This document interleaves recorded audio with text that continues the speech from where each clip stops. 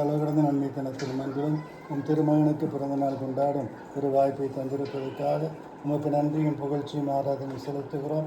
இவர் பிறந்தபோது வானதூதர்கள் பாடிய சமாதானம் சந்தோஷமும் இக்குடும்பத்தில் எந்நாளும் தங்கியிருக்க அருள் புரிய வேண்டும் என பிறந்திருக்கிற பாலின் வழியாக மன்றாடுகிறோம்.